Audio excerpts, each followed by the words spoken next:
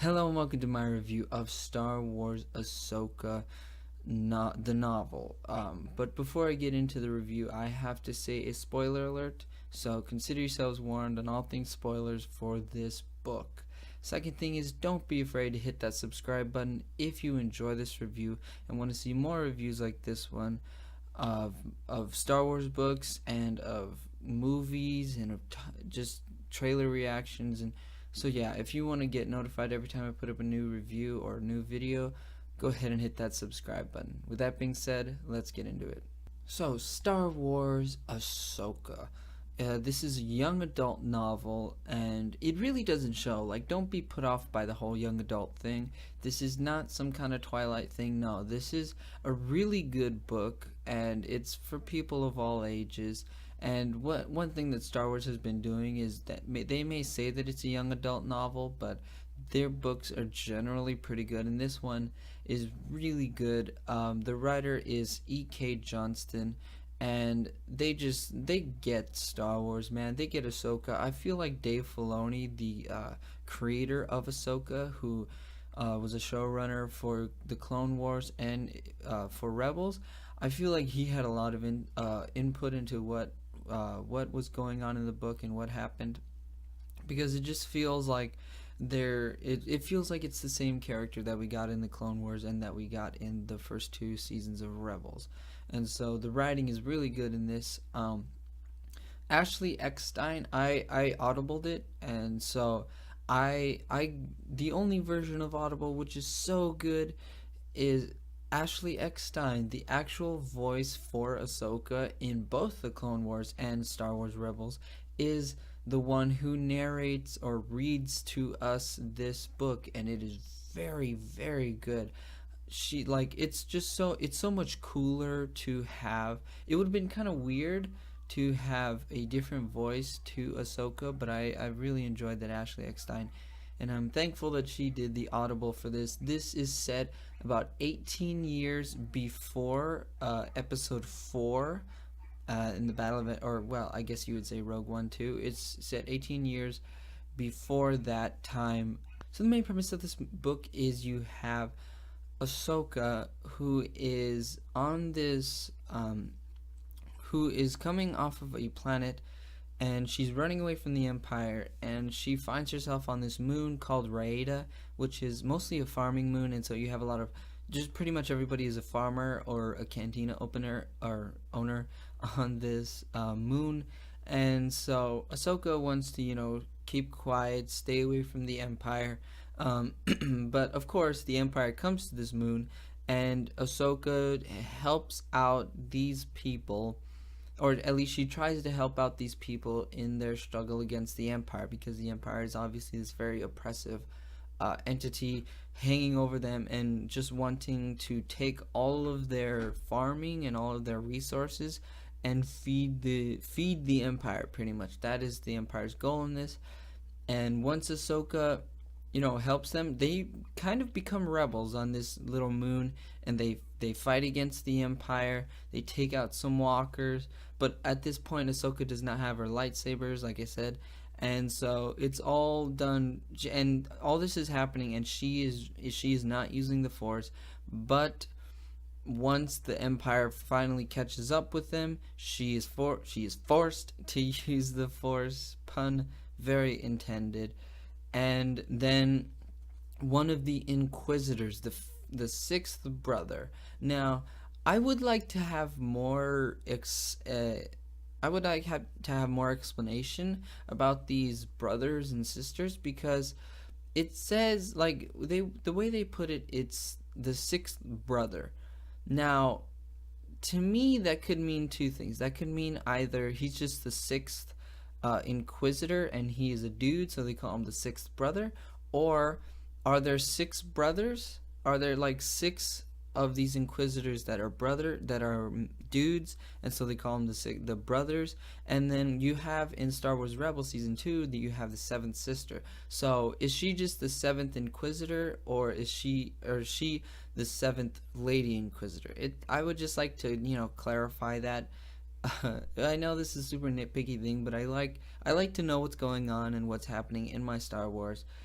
So yeah, that's just one thing. But the sixth brother shows up, and he pretty much takes he takes out all the rebels once Ahsoka leaves, because she's like, you know what, I gotta get out of here because I'm not helping you guys very much. And the rebels on this moon of Raeda are pretty much like, yeah, go, we know that you like we know that you're a force user, and they're gonna pretty much move heaven and earth to try to kill you. And so Ahsoka leaves. The sixth brother comes in, takes out all the rebels except for two sisters, Kaden and Nira. And well, they're the two rebels that were hiding in the hills, because once they attack the Empire, they go off and hide in the hills. And so the only two that are surviving are Kaden and Nira. And the sixth brother takes Kaden and pretty much tortures her, but sends out an image of him torturing her to the cosmos. And Bail Organa intercepts that image, decrypts it, and shows Ahsoka. And Ahsoka's like, dude, I gotta go back. And then Bail's like, hold on, I've got a cell of the rebellion. I got some ships, I got some soldiers. Let me help you out on this. And they go back, and Ahsoka takes out the Inquisitor, which is really awesome, because she doesn't have her lightsabers, and she literally doesn't use any weapons to take him out. She just beats him.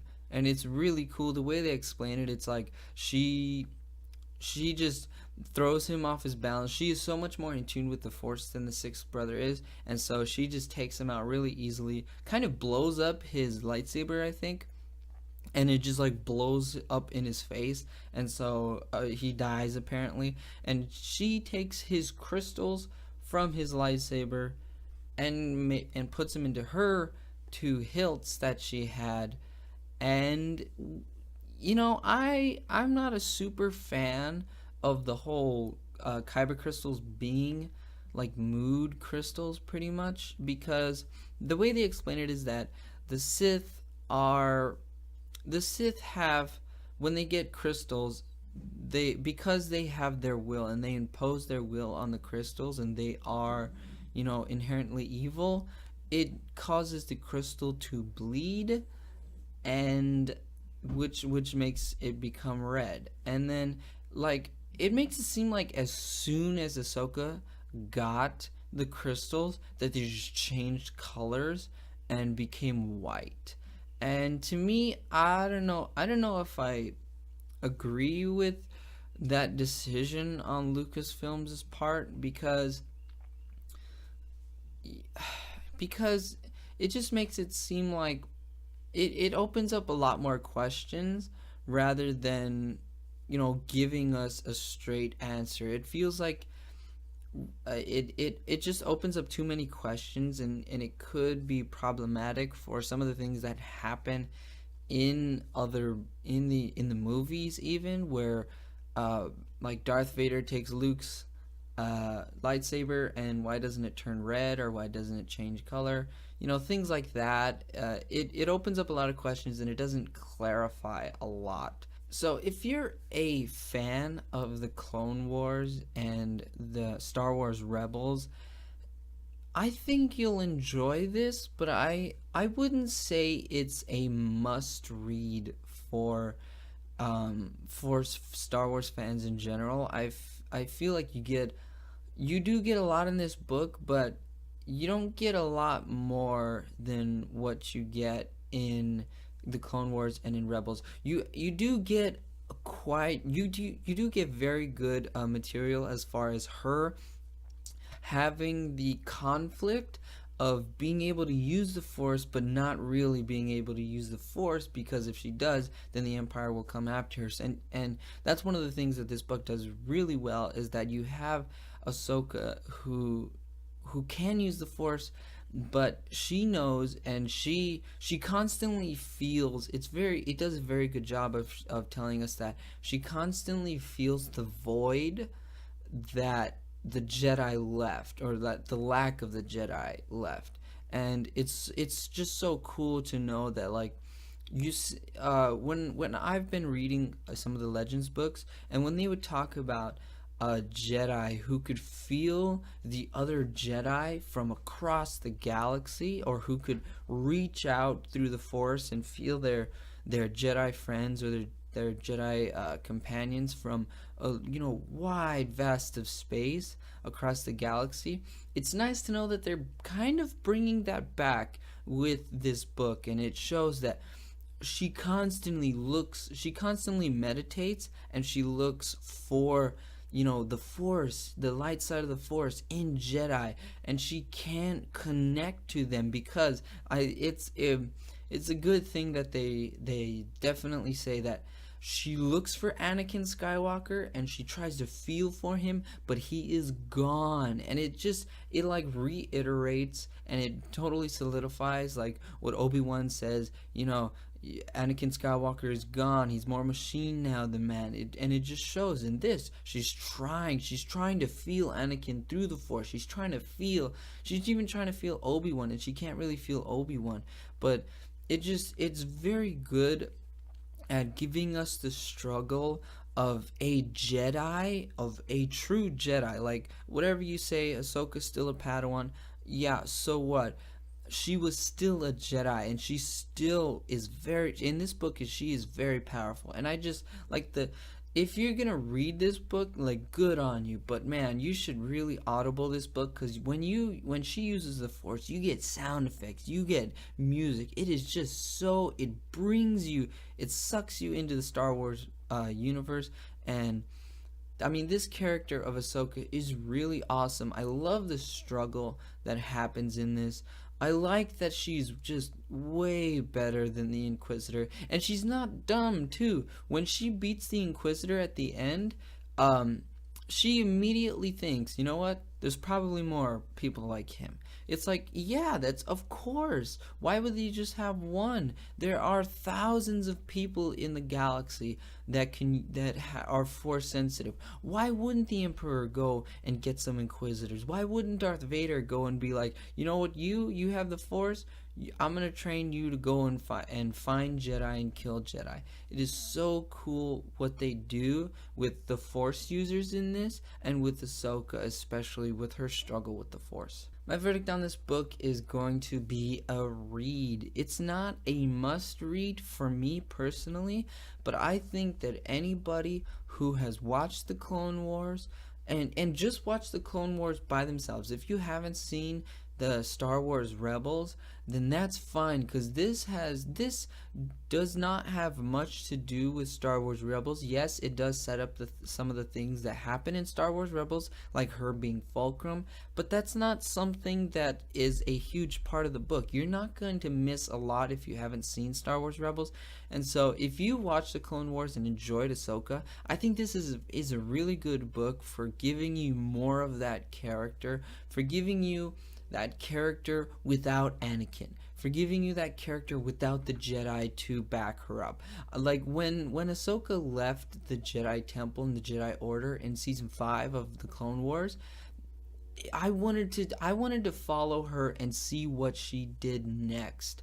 And I'm super glad that we got some of that in this book. We got in the very opening of the book, there is a battle between her and Darth Maul, and it was very well done, to where it doesn't tell you a lot, but it implies that they had a battle, and it is so cool. And he calls her in the beginning of this book Lady Tano, like he does in the end of season 2 of Rebels. And so yeah, if you enjoy Ahsoka Tano and you like the Clone Wars and what that character is, I say this is definitely a read. But I would say audible this book, because it is so, like, audibling books are so much better than reading. There you go, that's my review of Star Wars Ahsoka, the novel, I guess you would call it. But I want to know what you think about this book, or my review of the book. So I need you to go into the comment section down below and tell me your thoughts on the book or my review, because really, I love Star Wars. I mean, if you can't tell, I love Star Wars, and so I would like to have a discussion with anybody, literally anybody, a homeless bum on the street. If you're talking Star Wars, man, I'll stop and talk to you. So yeah, I would like to have a discussion with any and everybody about this book, because I think it is a really good book, and I would like to know your thoughts on it. So yeah, do that in the comment section down below. And don't be afraid to hit that subscribe button. It is absolutely free, and it lets you know every time I put up a new video. Thank you for watching this one.